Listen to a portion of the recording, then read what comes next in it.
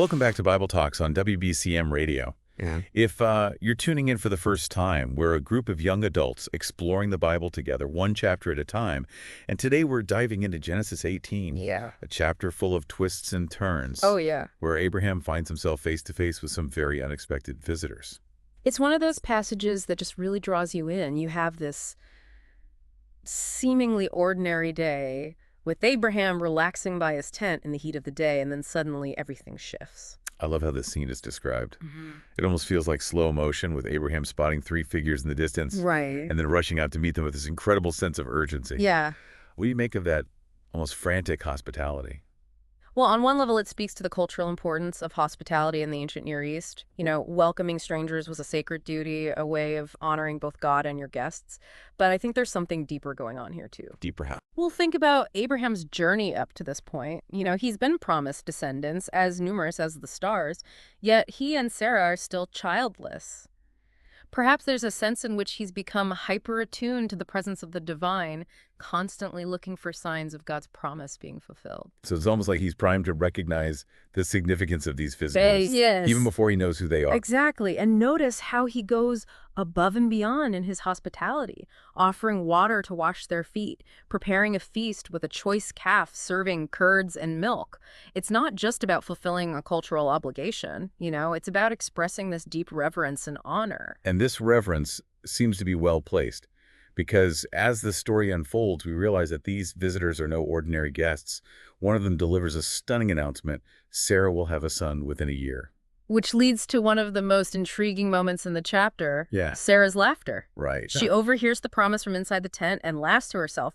But what is the nature of that laughter? Is it purely disbelief, or is there something more complex at play? It's definitely not the reaction you'd expect from someone who's been longing for a child for so long. Right. And when God confronts her about it, she even tries to deny laughing. What do you think is going on beneath the surface? I think Sarah's laughter encapsulates the human struggle with faith. Here she is facing a promise that seems impossible given her age and the years of barrenness.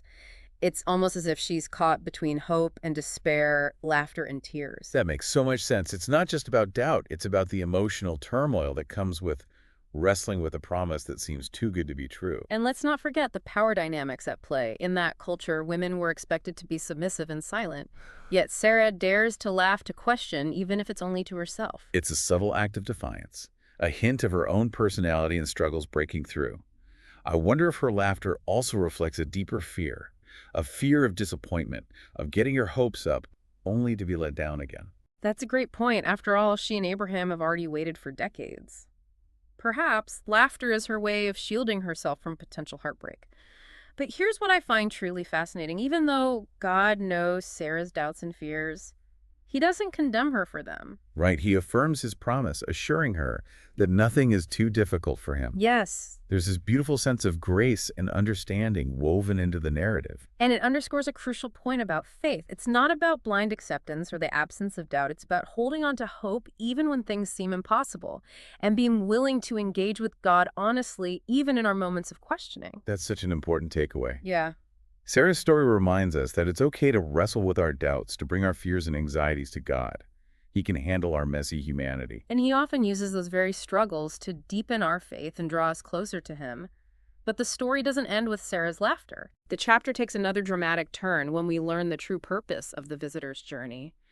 They're heading to Sodom and Gomorrah cities known for their wickedness, and it's heavily implied that judgment is coming. This is where we see Abraham's hospitality morph into something even more profound: bold intercession. Yes. He dares to question God's plan and plead for mercy on behalf of those cities. And this act of intercession reveals a lot about Abraham's character. It shows his compassion, his sense of justice, and his willingness to step out in faith, even when it feels risky. He starts by asking if God would spare Sodom for the sake of 50 righteous people. And then he keeps going incrementally, lowering the number, demonstrating this incredible persistence in his pleas for mercy.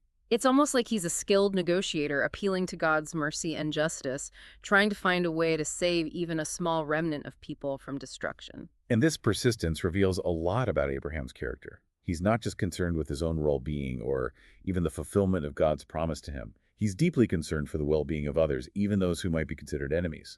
It shows a remarkable capacity for empathy and a willingness to stand up for what's right, even when it seems like a lost cause. And it raises important questions about the nature of intercession. Is Abraham trying to change God's mind, or is he participating in a divine process of justice and mercy? It's a question that has been debated for centuries, but regardless of the answer, I think Abraham's example encourages us to approach God with boldness, to bring our concerns before him, and to trust that he hears our prayers even when we don't see immediate results. And it reminds us that we have a responsibility to intercede for others, to be voices for justice and compassion in a world that desperately needs it. Absolutely. So we've got this layered narrative filled with symbolic details, divine encounters, human emotions, and powerful messages about the interplay of justice and mercy. What does this all mean for us as readers engaging with this ancient text today?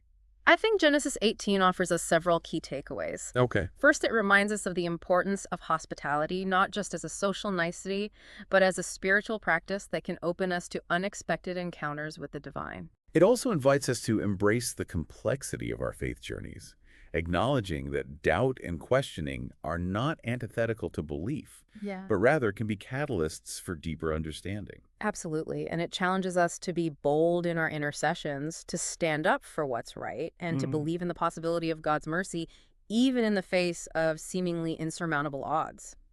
Genesis 18 reminds us that God is not distant or unapproachable, but rather, he welcomes our questions, our doubts, and our pleas. He invites us into a relationship that is both personal and profound. It's amazing how this chapter moves from this intimate encounter with God to this broader question of justice and judgment, and then woven throughout are these seemingly small details that add such depth to the story. Those details are so important, like the fact that Sarah is listening at the tent door when the promise of a son is announced. It adds this layer of dramatic irony. She's trying to be discreet, but God is fully aware of her presence and her reaction. And it speaks to Sarah's own curiosity and longing. Right. She's drawn into the conversation even though she's not directly addressed. It makes you wonder what's going through her mind as she hears this impossible promise unfold.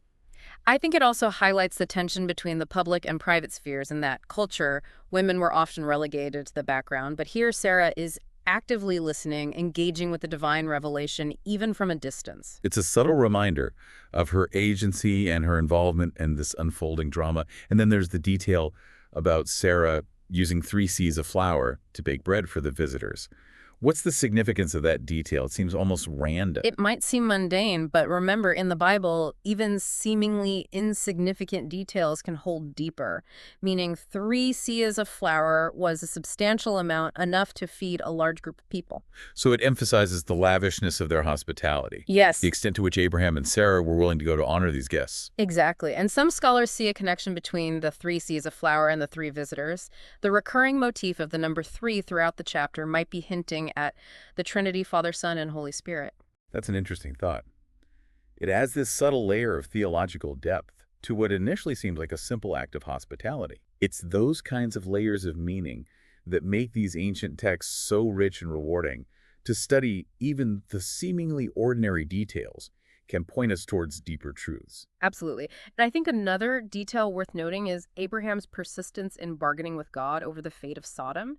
He doesn't just ask once and accept God's answer. He keeps pushing, lowering the number of righteous people needed to spare the city, demonstrating this incredible tenacity. It's almost like he's a skilled negotiator, Yeah. appealing to God's mercy and justice, trying to find a way to save even a small remnant of people from destruction. And this persistence reveals a lot about Abraham's character. He's not just concerned with his own well-being or even the fulfillment of God's promise to him. He's deeply concerned for the well-being of others, even those who might be considered enemies. It shows a remarkable capacity for empathy and a willingness to stand up for what's right, even when it seems like a lost cause. And it raises important questions about the nature of intercession. Is Abraham trying to change God's mind, or is he participating in a divine process of justice and mercy? It's a question that has been debated for centuries, but regardless of the answer, I think Abraham's example encourages us to approach God with boldness, to bring our concerns before him, and to trust that he hears our prayers even when we don't see immediate results. And it reminds us that we have a responsibility to intercede for others, to be voices for justice and compassion in a world that desperately needs it.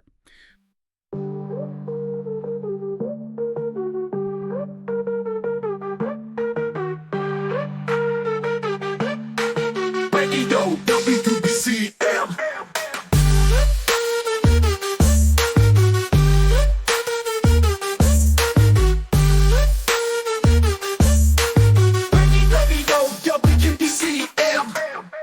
So we've got this layered narrative filled with symbolic details, divine encounters, human emotions, and powerful messages about the interplay of justice and mercy.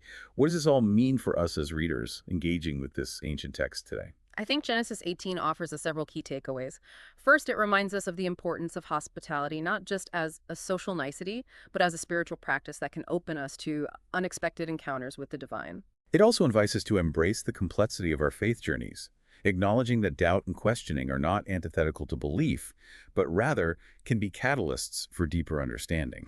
Absolutely. And it challenges us to be bold in our intercessions, to stand up for what's right, and to believe in the possibility of God's mercy, even in the face of seemingly insurmountable odds. Genesis 18 reminds us that God is not distant or unapproachable, but rather, He welcomes our questions, our doubts, and our plays. He invites us into a relationship that is both personal and profound. It strikes me that the story of Abraham and Sarah in this chapter really embodies that idea of faith being a journey, not a destination. They grapple with doubt, they question, they bargain, and yet throughout it all, their underlying trust in God's promise remains. It's a powerful reminder that faith isn't about having all the answers or never experiencing uncertainty. It's about holding on to that core belief, even when we're wrestling with difficult emotions or challenging circumstances. And it's about engaging with God, honestly bringing our whole selves to the table, doubts, fears, hopes, and all. Right. It's in that messy space of wrestling and questioning that our faith can actually deepen and mature. I think that's one of the most valuable takeaways from Genesis 18. It gives us permission to be authentic in our relationship with God, to acknowledge our struggles without feeling like we're failing or falling short. It's comforting to know that even Abraham and Sarah, these towering figures of faith, Right. experience those same human moments of doubt and uncertainty. It makes their story all the more relatable and inspiring. And it reminds us that God isn't put off by our questions or our struggles. In fact, He seems to welcome them as opportunities for deeper connection and growth. So as we wrap up our deep dive into Genesis 18, what are some key reflections or questions that you think our listeners might want to consider as they go about their week? Well, first, I'd encourage everyone to think about their own practice of hospitality. How do we welcome the stranger, the unexpected guest in our lives? Are we open to divine encounters in the ordinary moments of our day? That's a great challenge. It's easy to get so caught up in our routines and to-do lists that we miss those opportunities for connection and generosity. Another question to consider is how we handle doubt and uncertainty in our own faith journeys. Do we try to suppress those feelings, or do we allow ourselves to wrestle with them, honestly bringing them before God in prayer? I think it's important to remember that doubt isn't the opposite of faith. It's a natural part of the process. It's in those moments of questioning that we can often gain deeper clarity and understanding. And finally, I'd challenge everyone to reflect on their own practice of intercession. For whom are we praying? Whose needs are we bringing before God? Are we willing to stand in the gap for others, even those who might be considered different or difficult? That's a powerful call to action. It reminds us that our faith isn't just about personal piety. It's about actively engaging in the world, seeking justice and mercy for all. Genesis 18 provides such a rich tapestry of themes and insights, and I hope this deep dive has encouraged our listeners to engage with this chapter in a fresh and meaningful way. And we always love hearing from our listeners. What stood out to you from our conversation today? What questions or insights would you like to share? Feel free to leave a comment on our YouTube channel or connect with us on social media. And don't forget to like, share, and subscribe to Bible Talks on WBCM Radio for more insightful deep dives into Scripture. We release new episodes every week exploring different chapters and themes that are relevant to our lives as young adults. You can find us on YouTube and on all your favorite podcast platforms. And while you're there, be sure to check out our Christian music reviews. We cover a wide range of genres and artists, so you're sure to find something that speaks to your soul. We're passionate about helping you discover new music that deepens your faith and inspires your journey. Thanks for joining us on this deep dive into Genesis 18. Until next time, keep seeking, keep questioning, and keep growing in your faith.